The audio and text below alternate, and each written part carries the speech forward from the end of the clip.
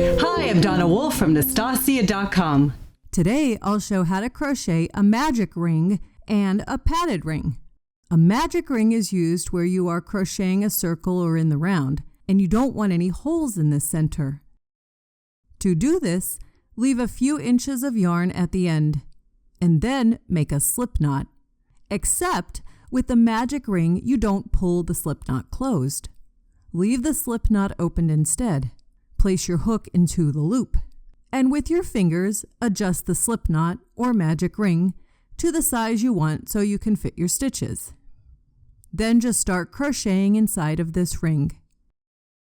You can do single crochet, double crochet, treble crochet. It really doesn't matter what stitches you do. The most important thing though is to crochet over that tail end. You'll want to make that tail end part of the ring and work your stitches around it as well. Once you have completed the stitches within the ring, find the longer tail end that we started with. Pull on it rather tightly. As you can see, as you pull on it, the center of the ring closes up almost completely. And now proceed with your slip stitch or whatever the pattern tells you to do next. Once completed with your work, be sure to weave in that tail end rather securely so that the ring doesn't come undone. And that's it. That's a magic ring or an adjustable ring simply made with a loose slip knot.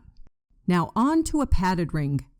This is a vintage technique used especially in Irish lace crochet motifs. To make a padded ring, wrap the yarn around your fingers any number of times. Less wraps for a thinner center and more wraps for a thicker one. Pull the wraps off of your finger, place the crochet hook inside, and make a chain to secure it. Another way to make the wraps is using the end of an ergonomic crochet hook.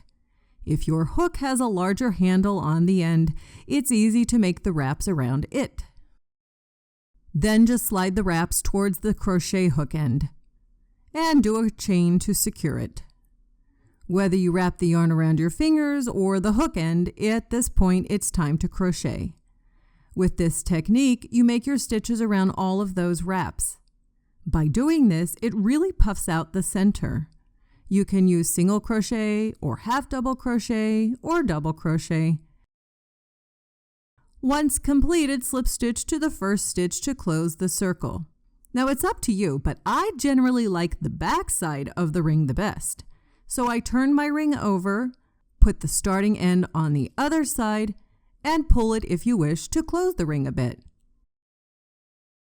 And that's how I make both a magic ring and a padded ring in crochet. To get more videos like this, please subscribe to my YouTube channel.